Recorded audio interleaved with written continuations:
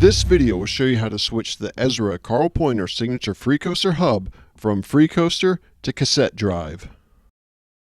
The tools needed are an 8mm Allen wrench and a 21mm spanner wrench. Also make sure you have the expansion springs. To begin, completely remove your axle nuts and washers. Insert the 8mm Allen wrench into the non-drive side of the axle. On the drive side, loosen the 21mm cone nut beside the driver and completely remove the cone nut from the axle.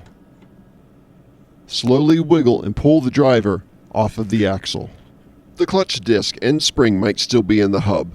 Remove the clutch disc. If the spring comes out, simply slip it back onto the axle and into the hub. Take the clutch disc and spacer and notice that there are two sides of the discs. When in Freecoaster mode, the ramps on the clutch disc should face towards the driver.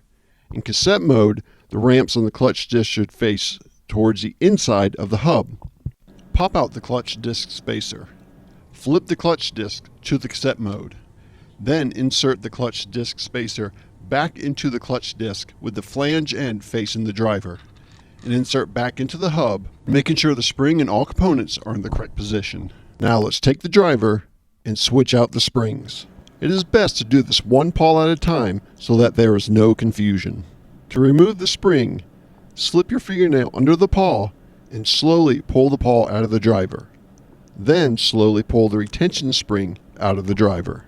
Next, insert the expansion spring in the same place that the retention spring came from, making sure that the long side is facing inside the driver. Insert the spring a little more than halfway into the driver. Then use the pawl to depress the spring as you insert the pawl into the driver. Push the pawl and spring completely into the driver. Notice that the pawl will still slightly stick out when fully inserted. Now repeat with the other pawls.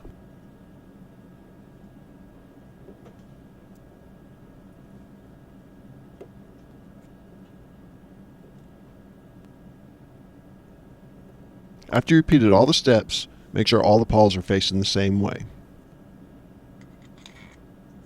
Now carefully take the reassembled driver and slip it over the axle and slide it all the way back into the hub. You might have to wiggle and turn the driver into position because of the tight tolerances. Thread the cone nut back onto the hub. Tighten with the 8mm Allen wrench inserted into the non-drive side of the axle and the 21mm spanner wrench on the cone nut. Spin the hub and make sure everything is moving freely and make sure there is no rubbing or interference. Reinstall the wheel and you're on your way.